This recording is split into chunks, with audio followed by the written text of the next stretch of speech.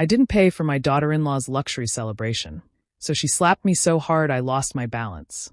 Stay with me while I open my heart and share my story. If it touches you even a little, I'd be grateful if you could show some love by subscribing, leaving a like, and sharing this with the people close to you. My name is Evelyn Carter. I am 58 years old, a widow, and I live in North Carolina. My life has never been fancy, but it has been full of love and hard work.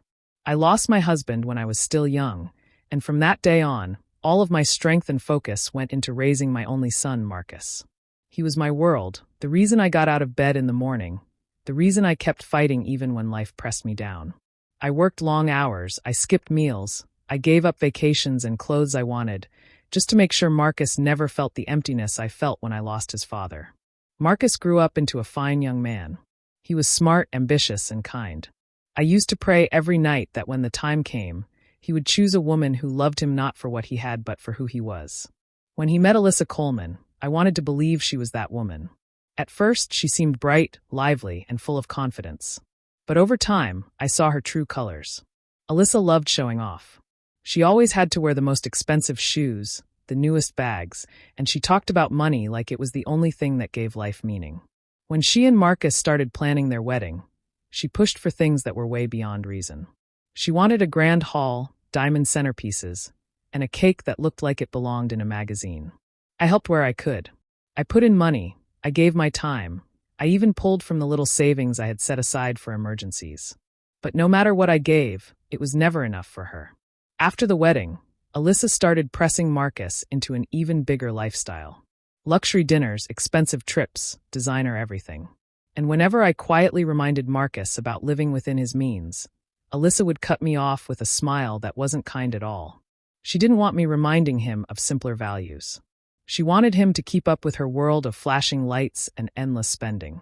I could feel the distance growing between me and my son. Where once he called me every evening just to check on me, now his calls became fewer, shorter, rushed. When I saw him, he looked distracted, like he was torn between loyalty to his mother and fear of upsetting his wife. It hurt more than I can put into words, but I kept holding on to hope. I believed that no matter what, the bond between a mother and her child couldn't be broken. But I was wrong. Very wrong. It started slowly, like a shadow creeping across the floor.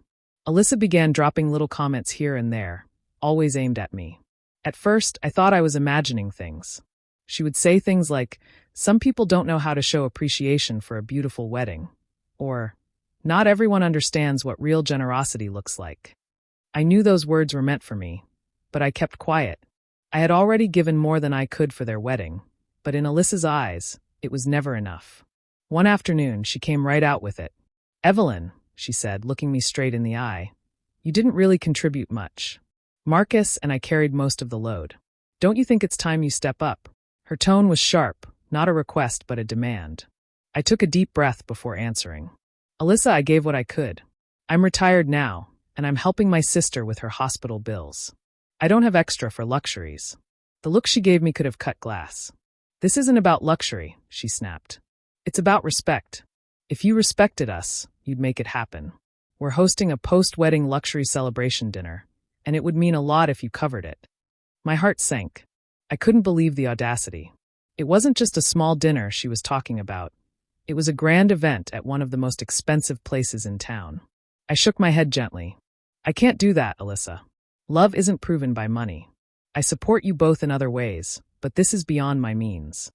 Marcus was standing nearby, caught in the middle. I turned to him, hoping he would say something to ease the tension. "Marcus, you know what my situation is. You know I'm not being selfish." But instead of standing with me, my son looked at the floor. "Mom, maybe just try to help a little more. Alyssa feels like you're not involved enough." His words stung deeper than Alyssa's. It was as if the years of sacrifice, the nights I went without so he could have, had all been erased. I wanted to cry right then, but I held myself together. "Marcus, I've given everything I could. I don't have more to give." Alyssa folded her arms, smirking like she had won. She whispered something under her breath, but I caught it. "Cheap and selfish." The words cut into me like a knife. From that day, I noticed how Marcus leaned toward her side more and more. Every little disagreement, every choice, they stood together, and I was left alone. My son, the boy I had raised with love and sacrifice, was slipping away from me, pulled into Alyssa's world of glitter and greed. The more Alyssa tightened her grip, the weaker my bond with Marcus became. And the harder I tried to hold on, the more it felt like sand slipping through my fingers. It was a quiet afternoon when Alyssa showed up at my doorstep. I wasn't expecting her, and the knock at the door felt heavy, almost warning me of what was to come. She stood there, dressed to perfection as always, her hair pulled tight and her expression sharper than ever. I invited her in, though a part of me wished I hadn't. She didn't waste a single second on pleasantries. As soon as she sat down, her voice cut through the air. "Evelyn, I'm here to make things clear. You will pay for the upcoming luxury celebration, or you will no longer be part of Marcus's life. And when we have children, don't expect to see them either." Her words stunned me. For a moment, I just stared at her, unsure if I had heard correctly. I pressed my hand to my chest and whispered, "Are you threatening me, Alyssa?" She leaned forward, her tone cold and full of arrogance. "I'm not threatening, I'm setting boundaries. Respect in this family comes with contributions. You either show up with money, or you stay out of our way." I felt a wave of sadness rush over me. All the nights I had worked double shifts, all the years I had gone without so Marcus could have more. None of it mattered to this woman. To her, I was nothing but a wallet that wasn't opening wide enough. Gathering my strength, I sat up straighter and spoke clearly. "Alyssa, I will not pay for this so-called celebration. I am retired. I live modestly, and I help my sister with her medical bills. But more than that, I refuse because love and respect cannot be bought. If you believe money equals love, then you don't understand family at all." Her eyes narrowed, and she gave a bitter laugh. "You'll regret this. Don't think Marcus will keep choosing you over me. I'll make sure he sees how selfish you really are." The cruelty in her words shocked me more than the demand itself. She was not simply asking for money. She was trying to erase me from my son's life unless I bowed to her terms. Still, I kept my voice steady, refusing to give her the satisfaction of seeing me break. "I will not give in to threats, Alyssa. If my son allows you to cut me out because of money, then that will be his choice. But I will not buy my place in his life." Her face turned red with anger. She stood abruptly, grabbing her purse. "You'll regret disrespecting me," she hissed before storming out the door, slamming it so hard the frame shook. When the house fell silent again, I sat there in my living room, my heart aching. I had never imagined my life would come to this, that the love of a mother could be measured in dollars, or that I would be forced to fight just to remain in my own child's world. The day of the celebration arrived, even though my heart was heavy. I told myself I would go, not for Alyssa, but for Marcus. I wanted to keep some peace, even if it meant swallowing my pride. I picked out my best church dress, a simple navy blue outfit I had owned for years. It wasn't designer, it wasn't flashy, but it was neat and pressed. I wrapped a small gift in silver paper, something thoughtful within my means, and carried it with me to the hotel. When I arrived, the hall took my breath away. Chandeliers sparkled above the tables, the walls draped in silk curtains, and servers in crisp uniforms moved gracefully with trays of champagne. Guests were dressed like they had walked straight out of a magazine. I felt out of place, like a single candle in a room full of glittering lights. Still, I smiled and held my head high. I spotted Marcus and Alyssa near the front, greeting people as if they were royalty. When Alyssa's eyes landed on me, I knew right away I was about to become her target. She scanned me from head to toe, her lips curling in a smirk. "Oh," she said loudly enough for others to hear, "you decided to keep it simple. My family usually goes for elegance at events like this, but I guess plain can work too." A few people nearby glanced at me, their faces tight with discomfort. I felt my cheeks burn, but I stayed calm. "I came to celebrate with you," I said softly, handing her the small gift. She took it reluctantly, holding it as though it might stain her fingers.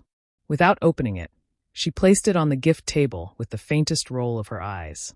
Marcus stood by, shifting uncomfortably. For a second, I thought he might say something to defend me, but instead he cleared his throat and quickly turned to greet another couple. It was as if pretending not to hear was easier than standing up for me. I took a seat at one of the tables, folding my hands in my lap. Around me, conversations flowed, glasses clinked, and laughter filled the room. But every so often, I caught Alyssa looking in my direction, whispering to someone beside her. A few guests gave me sympathetic glances, the kind people give when they see injustice but don't dare step in. I kept my smile, though inside my heart ached. I tried to enjoy the food, the music, the celebration, but it was clear that I didn't belong in Alyssa's world. My presence was tolerated, not welcomed. And though I sat quietly, I could feel the tension growing, a storm forming in the air between us. That night, in that glittering hall full of strangers, I realized just how far Alyssa was willing to go to belittle me, and how far Marcus had drifted from the boy who once promised to always protect his mother. The night had been tense from the start, but I didn't expect it to turn into something I would never forget. I was standing near the buffet table, speaking quietly with one of Marcus's cousins, when I felt Alyssa's presence beside me. Her smile was wide for the crowd, but her eyes told the truth, cold and sharp. "Evelyn," she said loudly, drawing attention from the people around us. "I just have to say, it's really unfair. You came here tonight, enjoying everything, yet you didn't contribute a dime to make this happen." Her voice carried across the room, and I felt every head turn in our direction. My chest tightened, but I steadied myself. "Alyssa," I began gently, "I've already given what I could. You know I live on a retirement income." She tilted her head and scoffed. "That's your excuse? You're cheap, Evelyn. Selfish, too. Mothers are supposed to support their children, not drag them down with poverty." The words stung, but I refused to let her see me break. I took a slow breath and answered in a calm, steady tone. "Respect doesn't come from money, Alyssa. It comes from how we treat each other." Her face twisted with rage at my response. The room seemed to shrink, the music fading into silence as more guests leaned in to watch. Before I could even process what was happening, Alyssa's hand flew up and cracked against my cheek. The sound echoed in the hall. The force sent me stumbling back, my feet unsteady, my hand reaching for the edge of a chair, so I wouldn't fall. Gasps filled the air. A few people cried out, horrified. The sting burned across my face, but what hurt more was the humiliation. My body trembled, not from the pain of the slap, but from the disbelief that someone could treat me this way. In public, in front of family, in front of my son. I looked at Marcus, searching for his eyes, waiting for him to come to me, to stand by me, to remind everyone that I was his mother. But instead, he moved quickly to Alyssa's side, placing his hands on her shoulders as if to calm her down. "It's okay, everyone," he said nervously, forcing a laugh. "Let's not make this a big deal. Alyssa just got upset. She didn't mean anything by it." The room stayed quiet, heavy with judgment. Some of the guests shook their heads, others whispered among themselves, but no one spoke up. My own son, the boy I had raised with every sacrifice, was brushing off what had just happened, as though I hadn't been struck in front of everyone. I stood there, my cheek throbbing, my dignity bruised, my heart aching more than my face. And in that silence, I realized something painful. Marcus wasn't going to defend me. Not tonight, not with Alyssa standing beside him. I left the hotel that night with my head bowed and tears running down my cheeks. The cold air outside hit me harder than the slap had, but it couldn't wash away the shame I felt. I had never imagined being humiliated in such a way, least of all in front of family and strangers. My legs shook as I walked to my car, each step heavier than the last. I sat behind the wheel, gripping it tightly, and sobbed until my chest ached. All the way home, I kept thinking Marcus would follow me. I thought maybe he would slip out, call my name, or even just send me a message to make sure I was all right.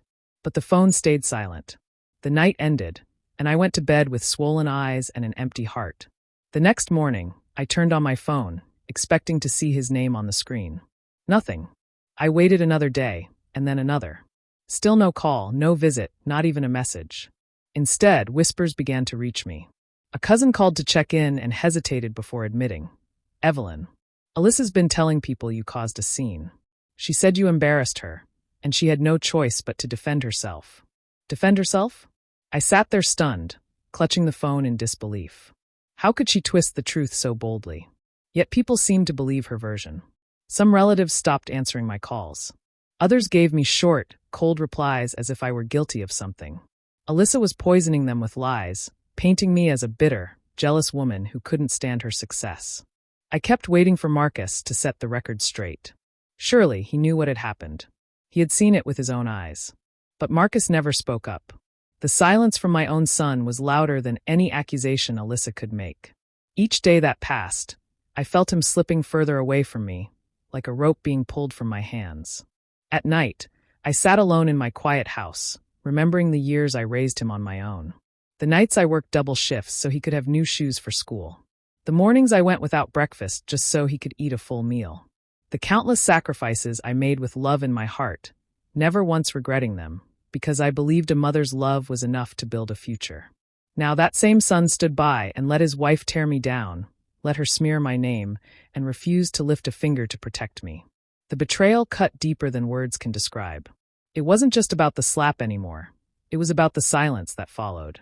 For the first time in my life, I realized Marcus was no longer mine. He was Alyssa's, completely under her control. And in her world, my love, my sacrifices, and my place as his mother meant nothing at all. After nights of crying and feeling the sting of betrayal, I woke up one morning with a different kind of strength. I realized that shouting at Alyssa or begging Marcus to see the truth would change nothing. She thrived on conflict, and he was too deep under her influence. Confrontation would only make me look bitter, just as she wanted. But silence didn't mean I had to accept defeat. If Alyssa wanted to paint me as selfish, then I would show people the truth. I went into my closet and pulled out an old box I had kept for years. Inside were records of nearly everything I had sacrificed for Marcus. There were receipts from when I bought his first car so he could get to college. Old bank statements showing money transfers when he struggled with rent. Even little notes I had scribbled during the years I worked extra hours at the hospital, reminding myself that the overtime pay would go toward his tuition. Piece by piece, I laid them out on my dining table. As I looked over the papers, I felt both sadness and pride. Sadness, because those sacrifices seemed invisible to him now. Pride, because no one could deny the proof in front of me. I organized everything neatly, almost like building a case. It wasn't for revenge, it was for my dignity, for the truth to be heard. Then I began to talk quietly with people who had known Marcus since he was a boy. Old family friends, church members, and cousins who remembered how I raised him after his father passed. I shared my side of the story, not with anger, but with calm honesty. I showed them the receipts, the letters, the proof of the love and sacrifices I had poured into my son's life. The response was different than what I expected. Many of them looked shocked. "We had no idea you did all this for him," one friend said, her voice full of pity. Another cousin shook her head and muttered, "Alyssa's been lying to everyone. She makes it sound like you never cared, but this shows otherwise." Slowly, whispers began to spread. People started questioning Alyssa's version of events. At gatherings, I heard that relatives were beginning to look at her differently. Some even told me privately that they had noticed her arrogance and cruelty long before, but hadn't wanted to say anything. Now, with proof in their hands, they no longer doubted me. I didn't seek to embarrass Marcus or destroy his marriage. I only wanted people to know I wasn't the cold, selfish woman Alyssa painted me to be. And in those quiet conversations, I felt my strength returning. I couldn't control my son's choices, but I could protect my truth. Alyssa had tried to silence me with humiliation, but instead, my story found its way into the hearts of those who truly mattered. When the news came that Alyssa was pregnant, I had mixed feelings. A part of me was happy at the thought of becoming a grandmother. I imagined holding a tiny baby, rocking them to sleep, and seeing a piece of Marcus's childhood all over again. But deep down, I knew Alyssa would not let this joy be simple. And I was right. Not long after the announcement, Alyssa showed up with her usual smug smile. She wasted no time before laying out her plan. "We're throwing a baby shower," she said, her voice dripping with pride. "It needs to be big, lavish. Everyone expects it. And you're going to cover the costs, Evelyn. That way, we don't have to drag up old conflicts." Her words stung, but not in the way she intended. She wasn't inviting me to be part of this child's life with love. She was dangling the baby like a prize I had to purchase. "By my silence," she said without saying the exact words. It was cruel, manipulative, and so transparent I almost laughed. I took a slow breath and answered her calmly. "No, Alyssa, I will not pay for a baby shower. My love for this child cannot and will not be bought. If you think being a grandmother is something I must purchase, then you don't understand family at all." Her face turned cold instantly. "You'll regret this, Evelyn. Don't think I won't keep this baby away from you." This time, I didn't cry. I didn't shake. I stood firm. "If that's the choice you make, then that's on you. But I won't let you use a child to control me." Word spread quickly among the family, as it always does. Alyssa expected people to side with her, the way she had managed before. But something was different now. Relatives who had once stayed quiet began to speak up. My cousin Denise confronted her at a gathering, saying, "You're out of line, Alyssa." A baby shower isn't about draining someone's savings. It's about celebrating new life. Evelyn has already done more for Marcus than anyone else ever could. Another family friend chimed in. You slapped that woman in front of everyone, and now you want her to fund your party? That's not just entitled, it's cruel. The tide was turning. I could feel it. Even Marcus's old friends, the boys he grew up with, started reaching out. One of them told him directly, Man, you're letting your wife disrespect your mother. That's not the Marcus we knew. For the first time in a long while, I saw cracks forming in the perfect mask Alyssa wore. Her arrogance wasn't working anymore. People were questioning her, calling her behavior what it really was.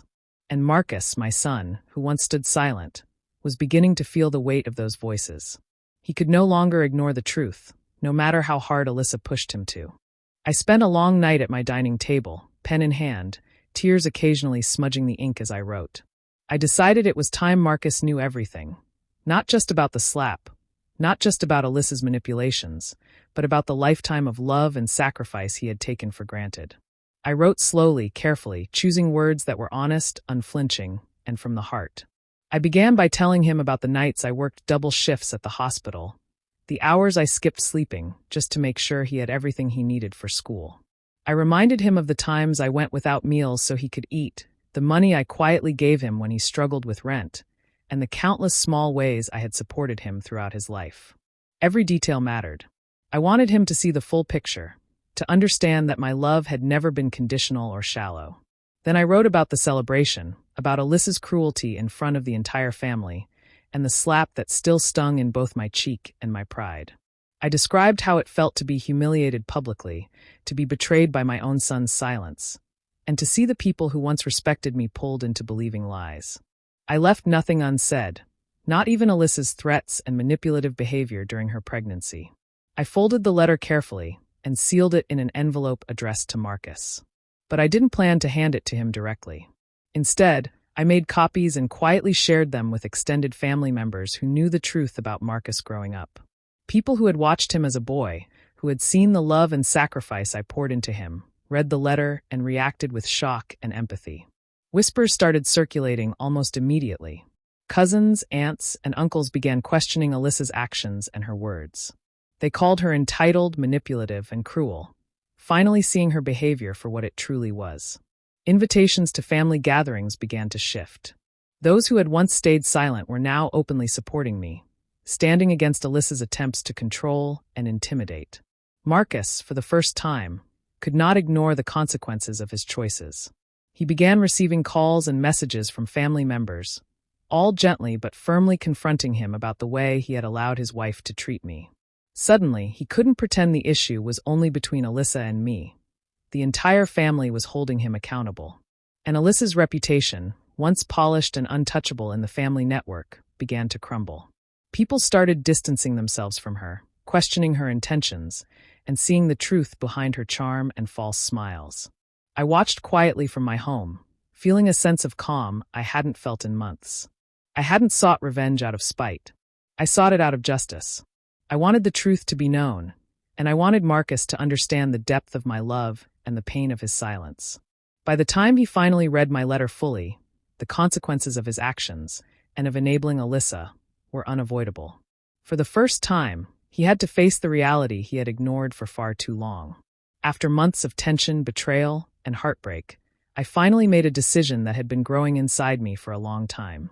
I would no longer allow Alyssa or even Marcus to control my life or my emotions. I cut off all financial support. No more lending money, no more gifts, no more stepping in to fix problems that weren't mine to fix. And I began the harder part, stepping back emotionally. I refused to let their manipulation dictate my peace. At first, the silence was heavy.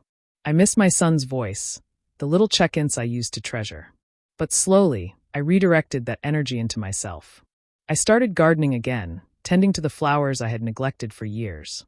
Each bloom became a symbol of my resilience, each new sprout a reminder that life could still be beautiful. I volunteered more at my church, helping with community programs, listening to others, and offering support where it was genuinely needed. I reconnected with old friends, people who had always respected me and appreciated the love I had given freely to those around me.